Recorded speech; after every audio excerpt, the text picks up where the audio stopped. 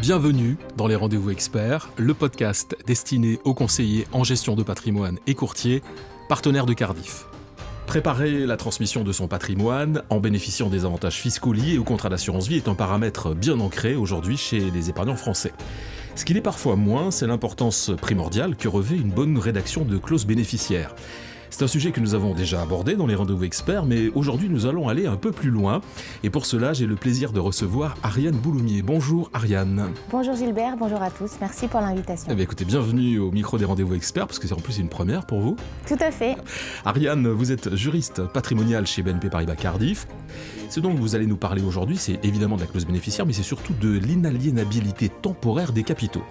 Alors c'est un terme que je ne redirai pas plusieurs fois dans ce podcast, parce qu'il est extrêmement difficile à prononcer, mais ce qui est important quand même, c'est d'expliquer à nos partenaires CGP et courtiers qui sont à l'écoute, c'est que dans le cadre d'un contrat d'assurance vie, il existe la possibilité de désigner un bénéficiaire et de prévoir en même temps qu'il ne pourra pas disposer tout de suite de ses capitaux d'essai, c'est bien cela ? Oui, tout à fait. Il arrive que nos assurés désignent des bénéficiaires tout en précisant qu'ils ne souhaitent pas que ces bénéficiaires puissent disposer librement des capitaux d'essai. Pourquoi ?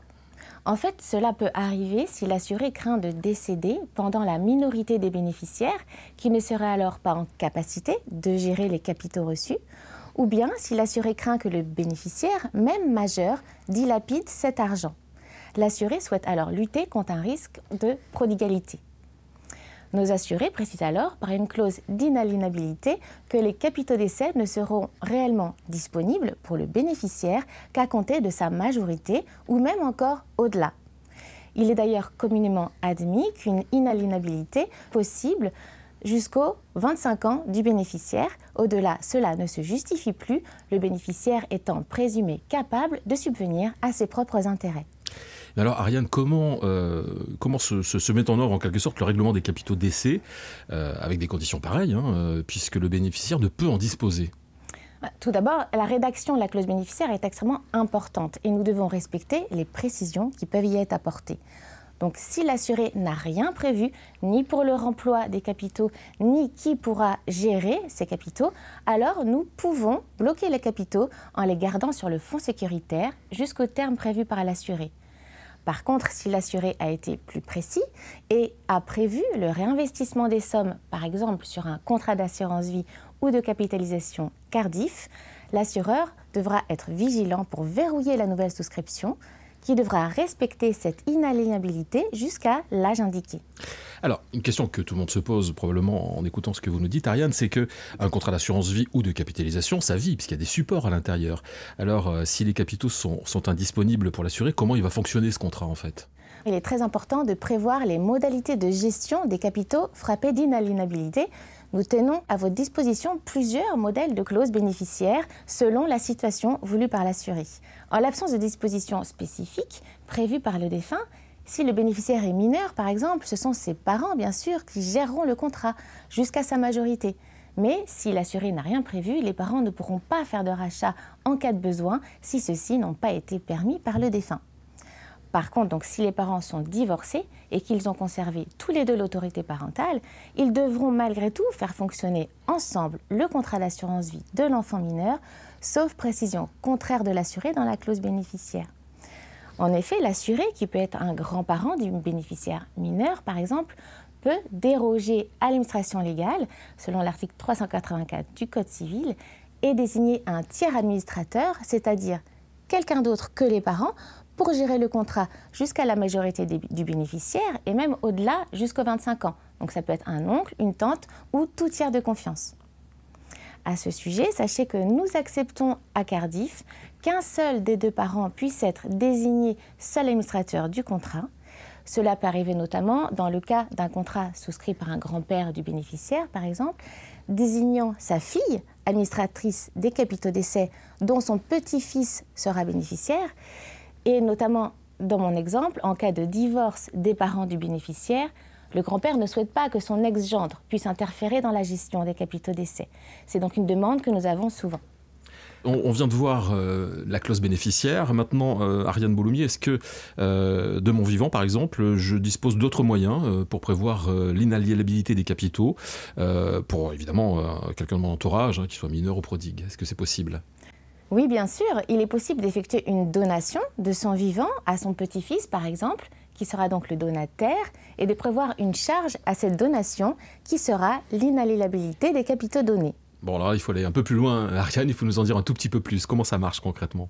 En fait, il y a deux possibilités. Vous pouvez effectuer soit une donation notariée, et le notaire se chargera de la rédaction de la charge d'inaliénabilité et des modalités de gestion et de remploi des capitaux donnés jusqu'au terme de l'inaliénabilité. Il est aussi possible d'effectuer un simple don manuel d'une somme d'argent en remplissant le formulaire papier 2735 de l'administration fiscale, facilement trouvable sur Internet, formulaire qui doit être rempli, même dans l'hypothèse où la donation ne donne pas lieu au paiement de droits de donation. Vous pouvez aussi le déclarer depuis le mois de juin dernier sur le site Internet de l'administration fiscale. Attention, si le bénéficiaire est mineur ou si le donateur a plus de 80 ans, l'abattement spécifique au don manuel de somme d'argent de 31 865 € ne sera pas applicable. Donc seul l'abattement de droit commun qui dépend du lien de parenté entre le donateur et le donataire pourra s'appliquer. Donc cet abattement, par exemple, est de 100 000 € entre un parent et son enfant et de 31 865 € entre un grand-parent et son petit-fils ou sa petite-fille. Ensuite, il suffit tout simplement de remplir le formulaire qu'on appelle le pacte adjoint au don manuel. Nous avons des modèles que nous tenons à votre disposition lorsque les fonds seront employés dans un contrat d'assurance vie ou de capitalisation chez Cardif. Ce pacte adjoint définira alors les modalités de gestion de cette inaliénabilité.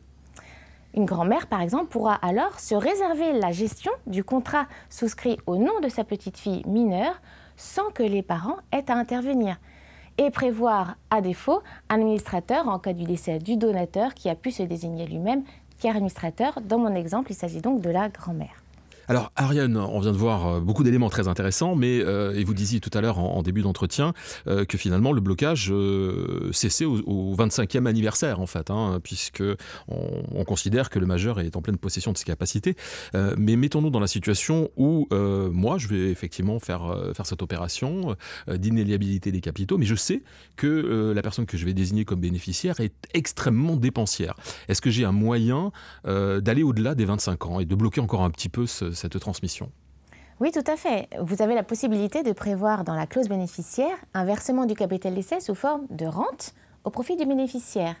Donc, au décès de l'adhérent, concrètement, le contrat d'assurance vie se dénouera. De ce fait, le bénéficiaire devra souscrire un contrat rente avec ses capitaux d'essai. Et dans un contrat rente, le capital est aliéné. C'est donc le but recherché. C'est-à-dire qu'il n'est pas possible pour le souscripteur de disposer du capital. Le calcul du montant de la rente s'effectuera en fonction des règles propres aux rentes, à savoir en fonction du capital, de l'âge du bénéficiaire rentier au moment du dénouement du contrat et de la table de mortalité. Donc, concernant la fiscalité, les rentes issues de cette transformation d'un contrat d'assurance vie sont des rentes viagères à titre onéreux. À ce titre, les rentes viagères perçues par les bénéficiaires sont imposables à l'impôt sur le revenu sur une fraction déterminée une fois pour toutes en fonction de l'âge, du crédit rentier à la date d'entrée en jouissance de la rente. Voilà, vous avez maintenant toutes les clés en main pour organiser la transmission de votre patrimoine à un bénéficiaire mineur ou prodigue jusqu'à ses 25 ans et même au-delà. Nous sommes arrivés au terme de ce podcast consacré donc à la clause bénéficiaire et l'inaliénabilité temporaire des capitaux. Merci beaucoup Ariane Bouloumier d'avoir partagé avec nous votre expertise sur ce sujet qu'on peut dire passionnant. Et je vous dis à très bientôt. Merci. À bientôt, merci. Et merci à vous d'avoir suivi ce nouveau numéro des Rendez-vous Experts. Alors si vous avez aimé ce podcast, partagez-le, commentez-le et n'hésitez pas à nous faire part des sujets que vous aimeriez que nous abordions ensemble. Vous pouvez le réécouter sur les comptes Cardif, YouTube, LinkedIn et Twitter et sur les plateformes Apple Podcasts, Spotify et Ocha.